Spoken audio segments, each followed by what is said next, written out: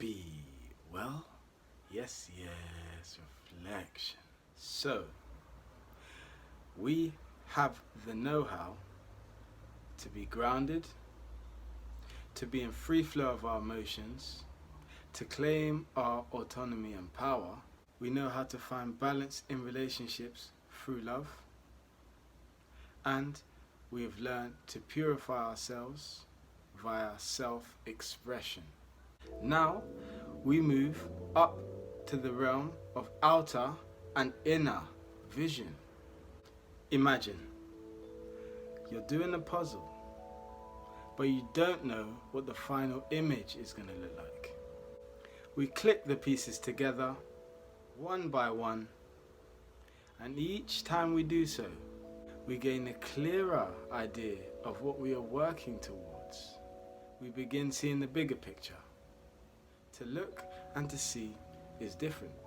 Looking is directing your eyes somewhere, like looking at a trumpeter playing. Whereas seeing is a recognition of pattern by the mind, like looking at a drummer striking a crash cymbal and then anticipating when they're going to strike the crash cymbal again.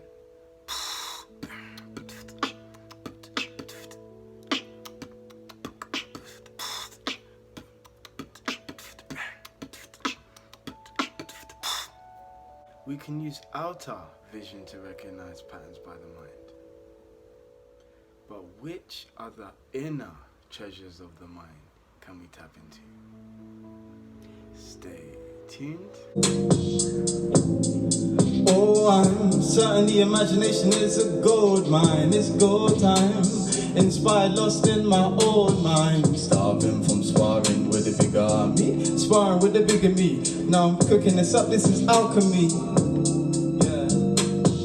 Boxing and chopping up illa beats. Facing your demons is bittersweet. Now, the inner treasures of the mind are imagination, intuition, insight, dreams, visualization, telepathy, telekinesis, remote healing, remote viewing, and so on. Exercising the mind is a very important component of well-being. Once we control the mind, we can control the body and matter in general. Spirit, soul over mind, mind over matter.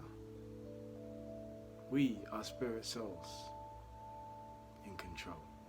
Control requires attention. Attention is a form of psychic energy. You pick up on it when you're in a library.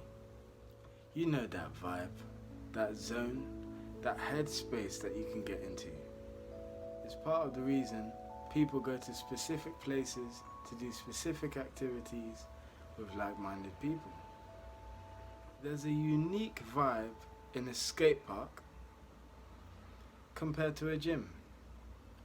Those vibes are created not by just the decor, but by the people who go to these places and by their very state of consciousness. Wherever consciousness goes, energy flows. The more attention you place on something, the more consciousness and thus energy you place on it too. And since energy and consciousness is what manifests reality, it's wise to focus our attention and thus our energy on the things we want to multiply in life. I'm enthusiastic about creating more value for you guys, so that's what I focus my mind on. So I spend my time gathering information, reading books from authors such as Dear Judith, who is a chakra expert. She's the person who I got most of the information for the series on chakras that you're following now. In her book, The Chakra System, she made me realize that words can be concise symbols of things on the physical plane, and that images are even more efficient symbols. If a picture tells 1,000 words, then what about video, huh? Think about it. The late and great Napoleon Hill said, "A positive mental attitude is one of life's greatest riches." You may not get what you want, but you'll get what you picture. Go create a vision board. We can use intense positive emotion to accelerate manifestation, to sculpt what we want to see in reality, the thoughts, but more importantly, the emotions need to be consciously used. The sixth chakra in the subtle body is also more commonly known as the third eye chakra. This is the mind's eye. This is the go-between the conscious, the subconscious, and the unconscious. This connection allows for great leaps of insight, intuition, and inspiration. The color of the sixth chakra is deep indigo. You might not be able to see it on this shirt. It might look more like a brown to you, but let me just bring it a little bit closer. Yeah, you can kind of see. Deep indigo, like a dark purple. Insight is understanding from deep within. By definition, inspiration means to breathe into. It also means immediate influence by God or a God. I find both of these definitions interesting. When we observe nature, we notice an infinite intelligence that keeps everything in check. Nature doesn't rush, yet everything is achieved at the right time.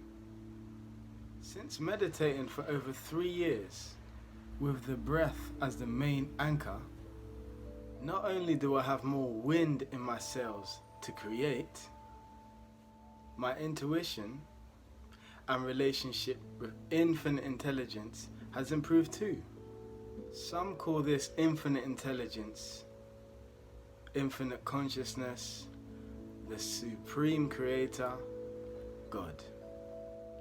We mentioned in our treasures of the mind that we can tap into, such as telepathy. Now, even if you don't entertain the idea of telepathy or telekinesis like I do, becoming the observer of your mind is key to mastering your mind and mastering yourself and mastering your life. We do this by cultivating constructive thoughts and a positive mental attitude. When we do this, we are accessing the power of now, and we are outwitting the devil. Napoleon Hill talks about one's mental attitude and how it is a dead giveaway of one's personality. I am mindful of self-talk. The universe is tuned to whatever I say. This body is tuned to whatever I say. Now, major characteristics of self-talk to consider are: number 1, the words you use, and number 2, the emotional state that it puts you in. Of course, being critical of self is useful, and it is most constructive when done out of love. Light is the element of the sixth chakra. Ajna is the Sanskrit name for this chakra. Ajna means command center. The mind is the command center of the body, and we are the consciousness that controls the mind. Wherever there is a source of energy, light is emitted. As human beings, we directly and rhythmically emit light. We are light beings. Let your light shine. Prana is life force. The better we treat our temples, the stronger our prana becomes. Directing this bioelectric current with our consciousness is what manifests reality. So, the more life force we have, and the more conscious we are in the use of that life force, the greater our powers of manifestation. Kundalini is dormant energy within us.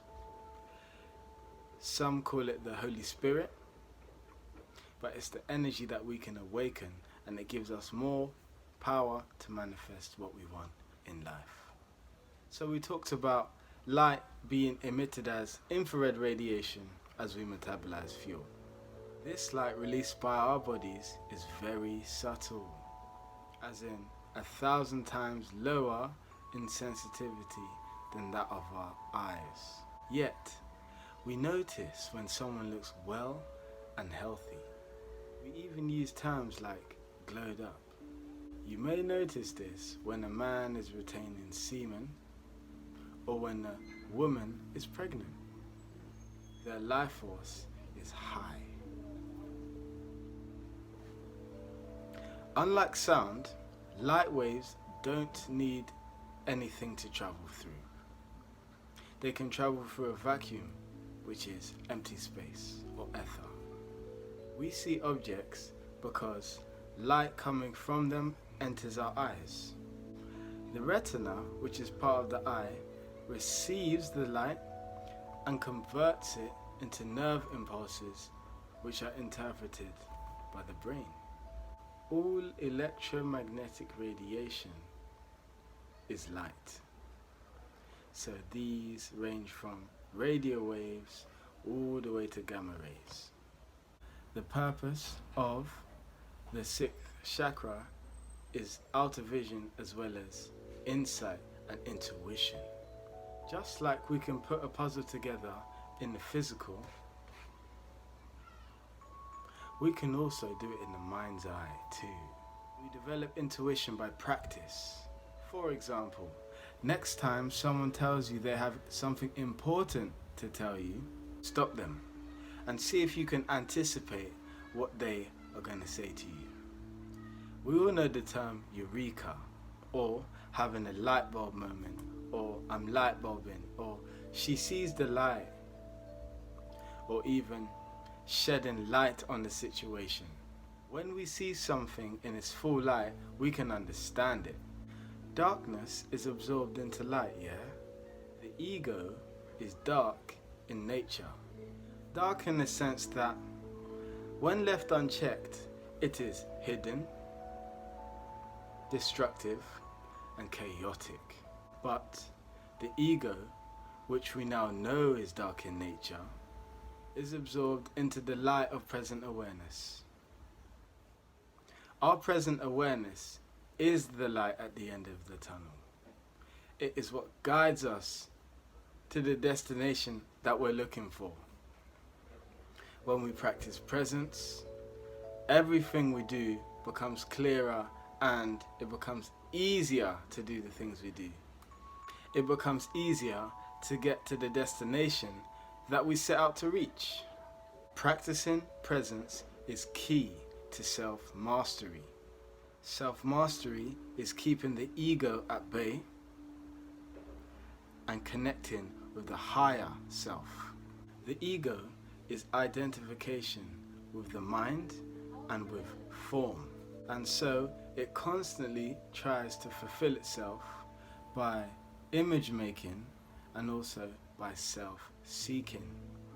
You hear of celebrities that have achieved all of their goals. They have the big house, they have the beautiful spouse, they're able to travel the world, they've got notoriety and respect in their fields, and yet they lack a deep sense of happiness and fulfillment and contentment. These things aren't achieved from the outside, they're achieved from the inside. I need to rebate that. Happiness and fulfillment and contentment aren't achieved from the outside, they're achieved from the inside. We can tap into the inside by being conscious of our thoughts. Now listen to this. When we're conscious of our thoughts, we are using our psychic energy. Energy flows where the mind goes. So as we focus on ourselves, we're building our energy. We're cultivating power within ourselves. And that's power to go and manifest what we want. Everything in this world is created twice. Once in the mind and once in the physical. To shape our thoughts and our feelings is to shape our entire universe. We use identities to shape and navigate the world. For example, when I'm creating and performing music, I take on the identity of Carmelo Brownie. When I do this, this helps me to shift into the persona of a musician. When I'm teaching, like now, I take on the persona of OB, and OB stands for Oluwa Bankole. These are examples of personal identities. A universal identity is an archetype. According to Jung, an archetype is a primitive mental image inherited from the earliest human ancestors. It is supposed to be present in the collective human consciousness. Another way you can put it is it's built into us. Archetypes transcend the individual. For example, athlete, healer, spiritual teacher, and brother, mother, and so on. We may have our own individual mental image when we think of an archetype, yet there is a bigger mental image in our mind too. Each chakra has an identity. The first chakra is related to the physical identity. The second chakra is related to the emotional identity. The third chakra is related to the ego identity. The fourth chakra is related to the social identity. The fifth chakra is related to the creative identity. The sixth chakra is related to the archetypal identity. And the seventh chakra relates to the universal identity. When used to lead, not to rule, archetypes can prepare us to play the functions of roles. When we're using archetypes, it's important not to live in our heads all the time. We can avoid getting lost in the source of thought by practicing body awareness through exercise, meditation, and so on. We can avoid getting lost in the source of thought by practicing body awareness through meditation, exercise, and so on. Speaking to those around you keeps you grounded. The principle of the third eye chakra is luminescence.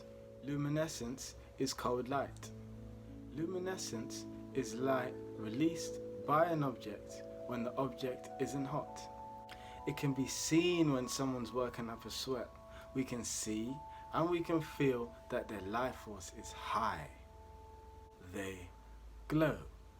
When talking about the sixth chakra, sight, second sight, and the subconscious mind are key words that we should remember. Clairvoyance means clear seeing. If we want to achieve clairvoyance, we need to balance the sixth chakra.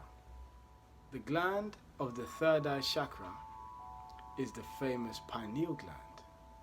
Put simply, the pineal gland is the master regulator of our happiness and our well-being. It is a master regulator of time.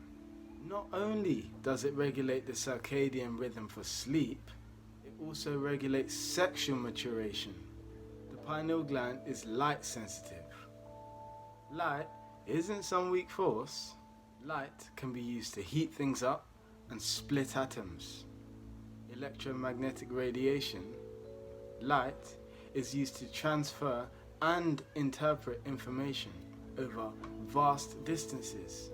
Light is a powerful tool we can use to tune into our higher selves, infinite intelligentsia, God. Light has a higher vibrational frequency than sound and all the other elements of the lower chakras. When over-identified with symbols, we fall under illusion. Illusion is the demon of the third eye chakra. Illusion puts us out of sync with our life. Thoughts influence how we think and visualize. Thoughts influence what we say and how we say it. Thoughts affect who we say things to and also how we do things. They affect our emotions and finally what we manifest. So illusion filters down all of the chakras and warps what we see and manifest in the physical. So talking illusions, the greatest illusion is the illusion of separation. We let go of this illusion of separation when we realize everything is connected and we notice the connections. Another great illusion is that we, the people, lack power, when in fact the power that we possess as the gods and goddesses of our universe is so vast. Thoughts and emotions affect the physical world. Manifestation of anything starts with a thought impulse. Thought impulses cause the structure of water to reorganize themselves. They reorganize based on the frequency or the energy, or more simply the emotion that is directed at the water. We see that in ancient cultures and also religious practices of today that we bless our foods. We give gratitude before eating. I don't know if you've noticed, but when someone is in a good mood and they prepare some food for you, something about that food tastes different. To me, I can see that it tastes better when I bless and pray before my food, and that's why I do it, because it works for me. Now, it's important to question everything and not to take what I'm saying for gold. Instead, you can go and explore yourself. You can start your exploration with yourself personally, and if you're somebody who, likes to get a bit more validation elsewhere, you can look up a Japanese scientist who did an experiment, many experiments actually, on water, putting labels on the water and also, putting certain thought impulses and directing them at the water. This scientist is called Masaru Emoto. You can look him up. We are aware of the agenda to keep powerful information like this from becoming general knowledge. I think we can see now that a blocked third eye chakra really holds us back from reaching our greatest version. Here are 7 symptoms of a blocked or unbalanced third eye chakra. Number 1, nightmares. Number 2, hallucinations. Number 3, lack of dreams. Number 4, lack of creative imagination. Number 5, poor observational skills. Number 6, poor intuition. And number 7, poor mental focus. These are just 7 symptoms. In the world today, it's common to have an unbalanced third eye chakra. Since we live in a society that values the manifest more than the unseen. Yet light is both visible and invisible to us. So, to balance the third eye chakra, we need to stimulate the mind. Here are 7 ways to heal your ajna. Here are 7 ways to heal your third eye chakra. Number 1, feed your mind with a rich plethora of archetypal images. For example, you can go to a museum, you can go and watch a movie, You can read a book and try and imagine the characters in your mind. Number 2, practice using your intuition. You can ask God, your higher self, your spirit guide, whichever character that you use as a source of higher knowledge or intelligence. You can ask them questions such as, what's the highest possible solution? This is something that I've been using a lot lately. When I don't really know or I'm faced with a problem, I think, what's the highest possible solution? And I'm asking something deep within that has answers to everything. And it always gives me a good answer. Number 3, critical thinking debates. Now this is great because we spoke about speaking to people around you to give you a reality check, to help you be more grounded and down to earth. By having critical debates, you expand your consciousness, you expand your ideas, and you update your belief systems. Number 4, eating high antioxidant foods like blueberries, cacao, and also goji berries. Number 5, let your mind fantasize, daydream. Number 6, art therapy. And number 7, removing fluoride from your diet. So that was the third eye chakra, the center for insight, intuition, and vision. Freed by letting go of illusion and stimulating the mind. So when we balance our third eye chakra, we bring our mind, body, and spirit in divine rhythm. Mind, body, and spirit in divine rhythm. Spud your higher self, cause you know that you winning.